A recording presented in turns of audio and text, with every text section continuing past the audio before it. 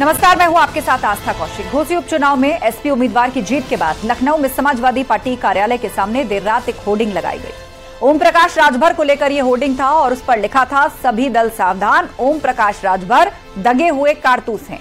हालांकि रात में इसे हटा भी दिया गया। एसपी के पूर्व राष्ट्रीय सचिव आशुतोष सिंह ने कहा जा रहा है कि इस होर्डिंग को लगाया था।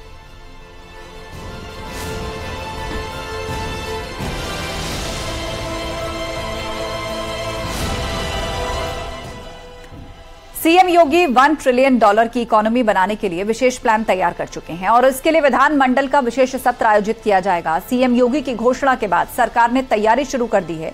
जानकारी है कि 36 से 48 घंटे तक विशेष सत्र चलेगा, जिसमें सत्ता पक्ष और विपक्ष के सदस्य यूपी की अर्थव्यवस्था को अगले 5 सालों में $10 खरब तक ले जाने का सुझाव देंगे।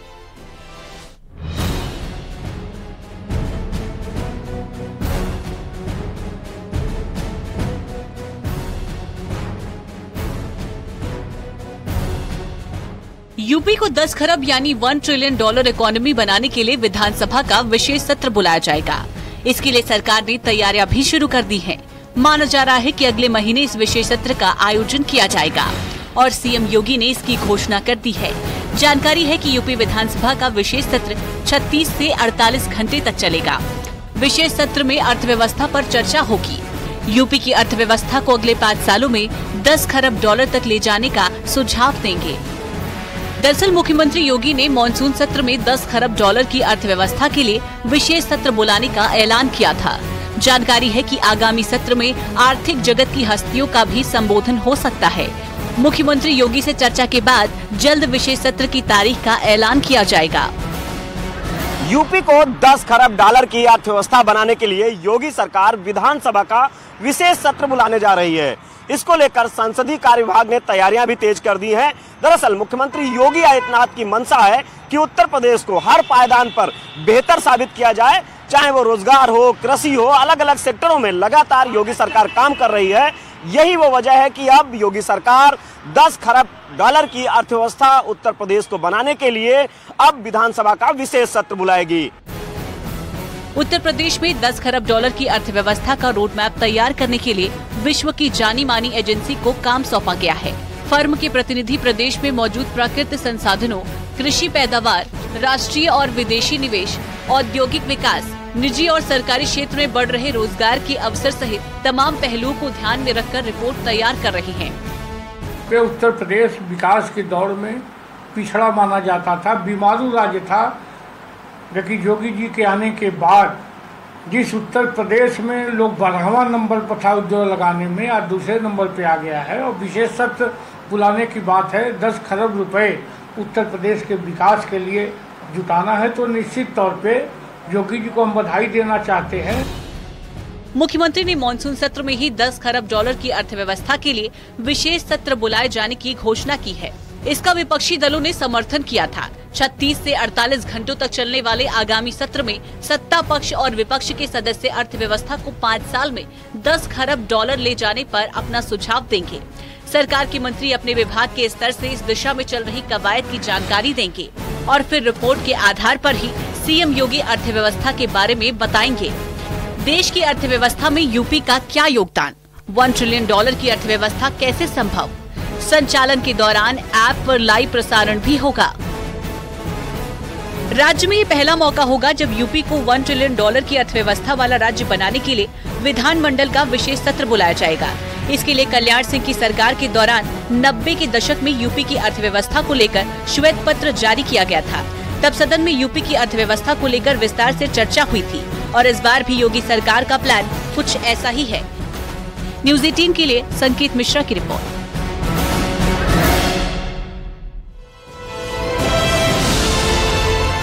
पर्यटन मंत्री जयवीर सिंह 2 दिनों के वाराणसी दौरे पर हैं। जयवीर सिंह काशी विश्वनाथ मंदिर में दर्शन पूजन करने पहुंचे।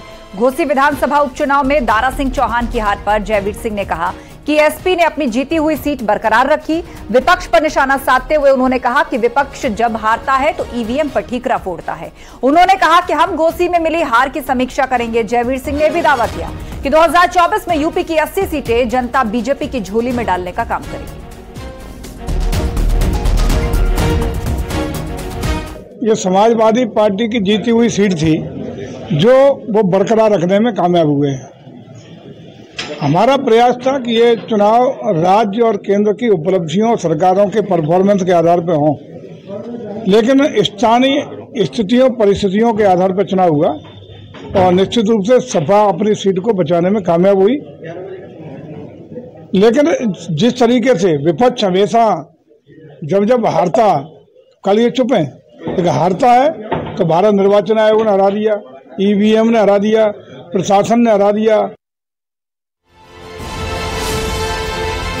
उदयनिधि स्टालिन और ए राजा के सनातन को लेकर दिए विवादित बयानों के बाद संत समाज में काफी गुस्सा है। आज अयोध्या में संतों की एक बड़ी बैठक हो रही है और सनातन के खिलाफ बयान पर संत समाज नाराज है। संत आज अयोध्या कोतवाली में इसकी शिकायत देंगे, साथ ही सुप्रीम कोर्ट को भी पत्र भेजेंगे। बैठक में महंत रामदास, शशिकांत दास मौजूद रहेंगे।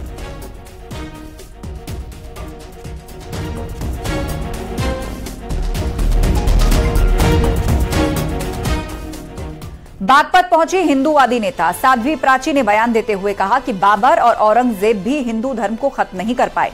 साध्वी प्राची ने कहा कि हिंदू धर्म को जानबूझकर टारगेट किया जाता है, उसके बावजूद भी टारगेट करने वाले लोगों पर कार्रवाई नहीं होती, जबकि अगर मामला मुस्लिम धर्म से जुड़ा होता तो अब तक कार्रवाई हो गई होती।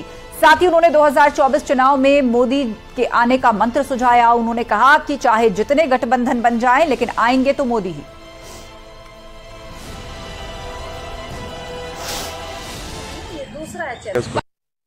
हिंदू, लेकिन हिंदू धर्म कमजोर नहीं है। हिंदू धर्म को मिटाने के लिए हूण आए, बाबर औरंगजेब न जाने कौन कौन आए, वो लोग खुद धराशायी हो गए, लेकिन हिंदू धर्म सृष्टि के आदि से है, सृष्टि के अंत तक रहेगा। संसार की कोई ताकत हिंदू धर्म को नष्ट नहीं कर पाएगी।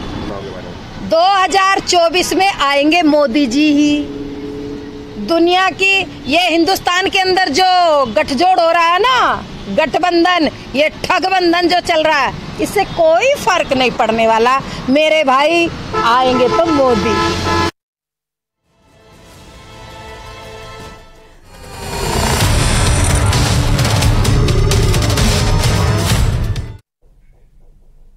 आखिरकार वो दिन आ गया है। भारत G20 शिखर सम्मेलन की अध्यक्षता कर रहा है। भारत मंडपम विदेशी मेहमानों से गुलजार है। भारत मंडपम पहुंचे मेहमानों का प्रधानमंत्री मोदी ने स्वागत किया। अमेरिकी राष्ट्रपति जो बाइडेन का पीएम मोदी ने वेलकम किया। बाइडेन को पीएम मोदी ने कोणार्क के सूर्य चक्र के बारे में जानकारी दी। ब्रिटेन के प्रधानमंत्री ऋषि सुनक, ब्राजील के राष्ट्रपति लुइस इनासियो लुला डा सिल्वा का पीएम मोदी ने स्वागत किया। प्रधानमंत्री नरेंद्र मोदी ने बांग्लादेश की प्रधानमंत्री शेख हसीना, मॉरिशस के प्रधानमंत्री प्रविंद जगन्नाथ, जापान के प्रधानमंत्री फुमियो किशिदा का भी स्वागत किया।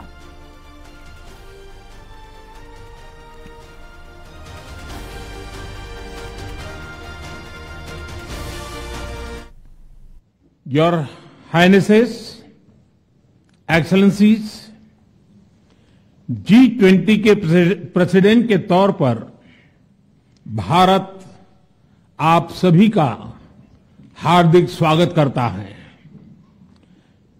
इस समय जिस स्थान पर हम एकत्रित हैं, यहां से कुछ ही किलोमीटर के फासले पर लगभग 2500 साल पुराना एक स्तंभ लगा हुआ है। इस स्तंभ पर प्राकृत भाषा में लिखा है, हेवम लोकसा हित मुखेति अथ इयम नातिसु हेवम, अर्थात मानवता का कल्याण और सुख सदैव सुनिश्चित किया जाए। 2500 साल पहले भारत की भूमि ने यह संदेश पूरे विश्व को दिया था। आइए इस संदेश को याद कर इस G20 समिट का हम आरंभ करें। 21वीं सदी का यह समय पूरी दुनिया को नई दिशा दिखाने वाला और नई दिशा देने वाला एक महत्वपूर्ण समय है। ये वो समय है जब वर्षों पुरानी चुनौतियां हमसे नए समाधान मांग रही हैं और इसलिए हमें ह्यूमन सेंट्रिक अप्रोच के साथ अपने हर दायित्व को निभाते हुए ही आगे बढ़ना है। फ्रेंड्स, कोविड-19 के बाद विश्व में एक बहुत बड़ा संकट विश्वास के अभाव का आया है। प्रधानमंत्री नरेंद्र मोदी ने G20 शिखर सम्मेलन का एक वीडियो सोशल मीडिया पर शेयर किया है। इसमें राष्ट्राध्यक्षों के स्वागत से लेकर भारत मंडपम में हुए पहले सत्र के विजुअल्स हैं। भारत मंडपम के भीतर कैसा माहौल है, पीएम मोदी ने इनसाइड वीडियो को ट्वीट किया है। आज भारत पूरी दुनिया का आह्वान करता है कि हम मिलकर ग्लोबल ट्रस्ट डेफिसिट को एक विश्वास, एक भरोसे में बदले। यह हम सभी के साथ मिलकर चलने का समय है और इसलिए सबका साथ, सबका विकास, सबका विश्वास, सबका प्रयास का मंत्र हम सभी के लिए एक पथ प्रदर्शक। देश में इन दिनों भारत बनाम इंडिया का विवाद चल रहा है। G20 की बैठक में यह भी दिखा। पीएम मोदी जहां बैठे हुए थे वहां पर अंग्रेजी में भारत लिखा हुआ था। तो ये तस्वीर दिखा रहे हैं। कंट्री प्लेट जो किसी भी देश के प्रतिनिधि के सामने रखी होती है, उसका देश का नाम उस पर लिखा होता है। उस कंट्री प्लेट पर प्रधानमंत्री मोदी के आगे भारत लिखा था।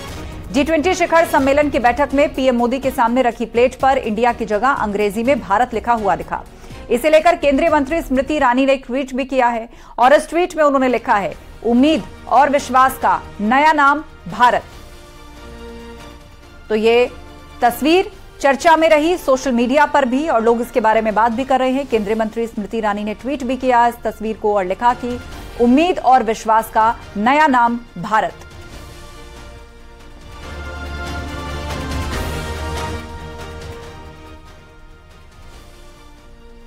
और G20 शिखर सम्मेलन में पद्मश्री पुरस्कार विजेता दिलशाद हुसैन को भी बुलाया गया, जो विदेशी मेहमानों को अपना हुनर दिखाएंगे। दिलशाद हुसैन ने कहा कि हमने लखनऊ के इंदिरा गांधी प्रतिष्ठान में एक स्टॉल लगाया था। पीएम मोदी हमारे स्टॉल पर आए और उन्हें हमारे स्टॉल की चीजें पसंद आई। उन्होंने हमारी कला की सराहना की।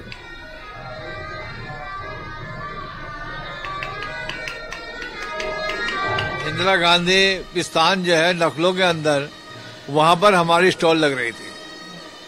हमारे स्टॉल पर प्रधानमंत्री जी मोदी साहब आए और हमारे स्टॉल पर जो आइटम रखे थे वो देखे अच्छे से, बहुत अच्छे लगे, उन्हें पसंद करे, बोले आपकी कला अच्छी है।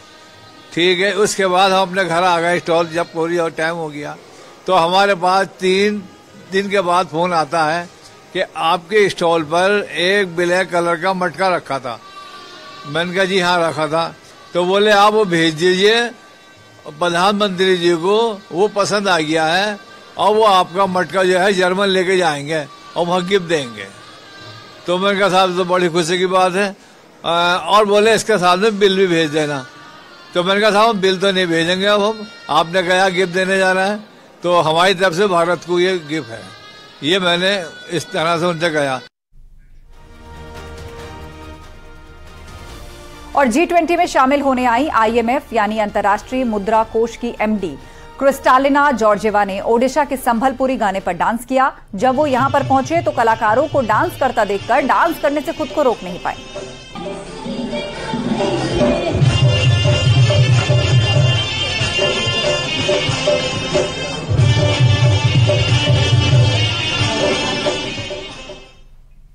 G20 सम्मेलन में आए इंडोनेशिया के राष्ट्रपति के बेटे की सिंह ने अपने वाइफ के साथ ताज का दीदार किया। कड़ी सुरक्षा के बीच दोनों को ताज में प्रवेश करवाया गया। दोनों ने बारिश के साथ हुए खुशनुमा माहौल में ताजमहल का दीदार किया और ताजमहल के इतिहास को भी जाना।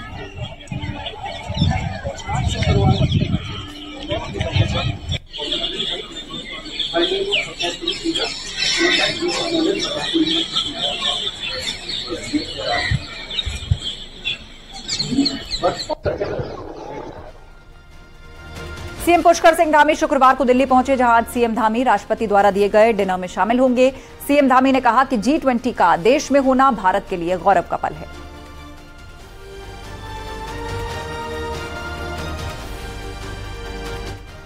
तो मुख्यमंत्री पुष्कर सिंह धामी दिल्ली पहुंच गए हैं, जहां पर राष्ट्रपति द्वारा दिए गए डिनर में आज वो शामिल होंगे। और उन्होंने ये भी कहा कि G20 का देश के अंदर होना भारत के लिए ये एक गौरव का पल है।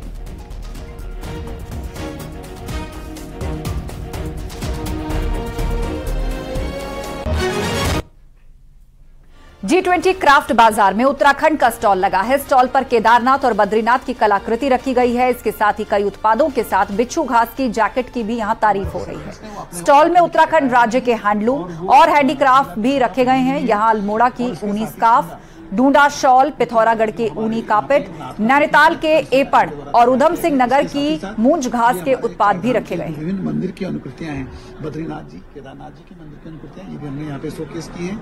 साथ ही जो विभिन्न चौकियां हैं, नेटल के प्रोडक्ट हैं, नेटल फाइबर के प्रोडक्ट, इसमें नेटल फाइबर का स्टोल हो गया, जैकेट्स हो गया, और ये फेमस अल्मोड़ा की ट्वीट, जो कि नैनीताल और अल्मोड़ा में जितने भी सैलानी वहाँ पे आते हैं वो लोग इस ट्वीट को बहुत पसंद करते हैं और अच्छे दामों में ये ट्वीट वहाँ पे विक्रय की जाती है। इसके साथ ही साथ हमारे उत्तराखंड की पहाड़ी टोपी, जो कि एक आज पहचान बन चुकी है उत्तराखंड की,